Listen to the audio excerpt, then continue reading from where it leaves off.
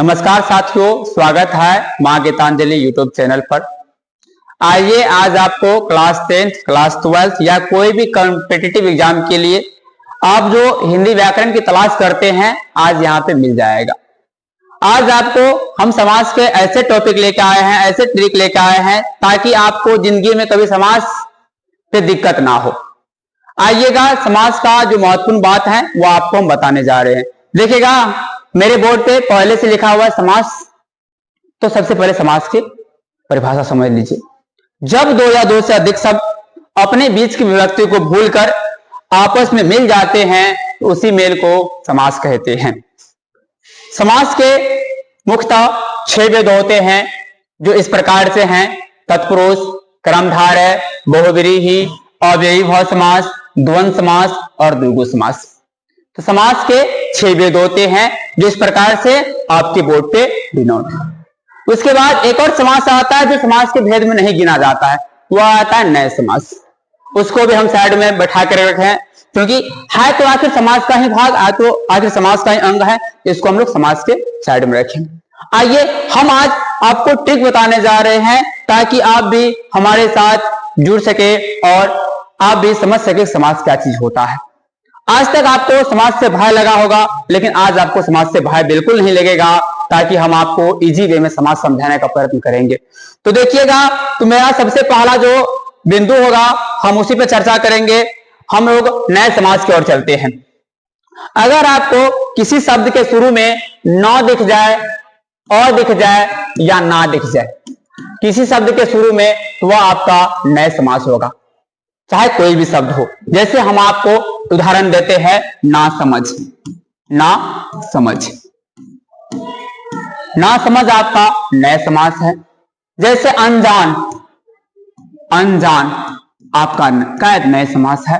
तो मतलब ऐसा समास जिसके शुरू में नो और ना दिख जाए तो वह समास नए समास होगा। नो आना, कहने का मेरा मतलब नो आना मतलब नए समास। न आना मतलब नए समास। आपको शुरू में शब्द के शुरू में न दिख जाए, और दिख जाए, ना दिख जाए, वह नए समास होगा।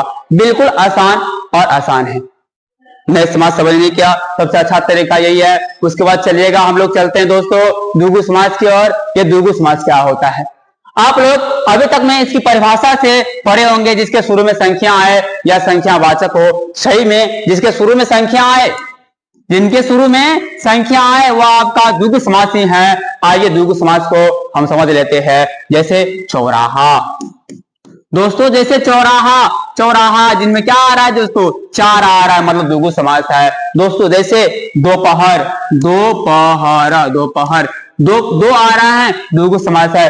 जैसे आपका दोस्तों त्रिनेत्र, त्रिनेत्र 3 आ रहा है दोस्तों, द्विगु समास है। ऐसा समास जिसके शुरू में क्या आए, ऐसा समास जिसके शुरू में संख्या आए, वह आपका द्विगु समास है दोस्तों।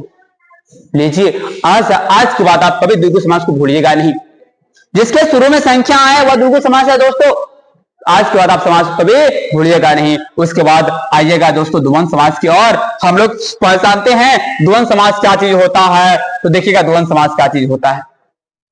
जिनके शब्दों के बीच में हाइफन दिख जाए, एवं दिख जाए और दिख जाए दोस्तों, वह आपका, और या दिख जाए तो वह आपका द्वंद्व समास होगा दोस्तों। फाइनली इनसे आसान आपको और भी द्वंद्व समास कहीं नहीं मिलेगा।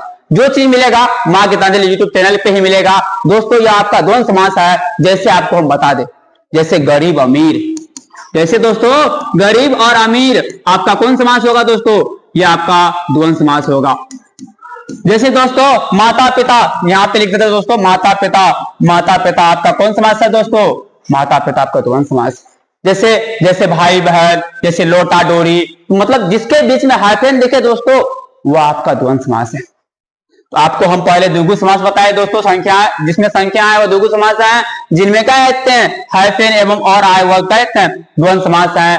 और अव्ययीभाव समास की ओर चलते हैं। यह एक ऐसा समास है जिनके शुरू में आपको जुड़ता है प्रति, जिनके शुरू में दिखता आपको आ, जिनके शुरू में दिखता अनु, जिसके शुरू में दिखता आप लोग को तथा, जिसके शुरू में दिखता है कथा, जिसके शुरू में दिखता है यथा, जिसके शुरू में दिखता वे, जिसके शुरू में दिखता हर, जिसके शुरू में दिखता आपको भर, वह सब समास आपका अव्ययीभाव समास है। जैसे आपको उदाहरण के लिए ले ले तो आजन, आजन, देखिएगा दोस्तों शुरू में क्या आ गया, मतलब कौन समास है? अव्ययभाव समास है। जिंदगी में कभी नहीं भूलिएगा, जिंदगी में कभी नहीं भूलिएगा। देखिए जैसे प्रति लिखा हुआ, प्रति, तो प्रतिदिन, देखिए प्रतिदिन दोस्तों, यहाँ पे प्रतिदिन, तो प्रतिदिन आपका कौन समास हो जाएगा दोस्तों? प्रतिदिन अव्ययभाव समास होगा। तो कहने का मेरा तात्पर्य है जिसमें प्रति, आ, अनु, तथा, कथा, यथा, वे, हर, भर दिख जाए वह आपका अव्ययभाव समास होगा। जैसे वे काम आपका अव्ययभाव समास है। तो आइए दोस्तों, और एक और तरीका इसका है, अगर आपको दो शब्दों के बीच में, मतलब कभी कभी दो शब्दों के बीच में हाइफन दिखे तो वह भी आपका अव्ययभाव समास होगा।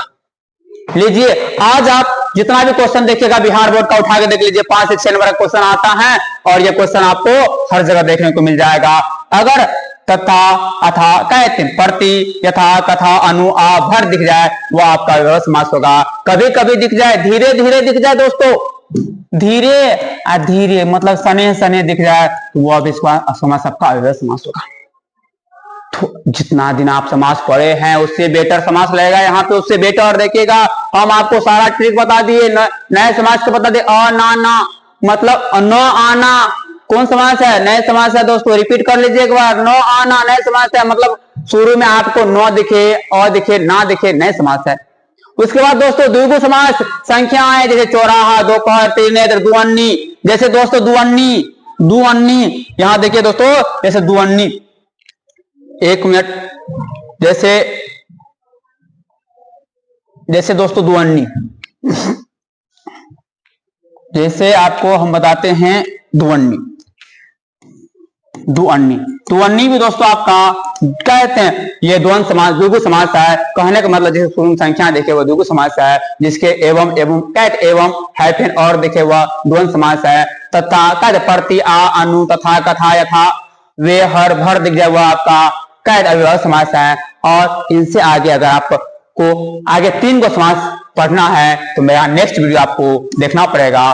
और इसी के साथ जय हिंद।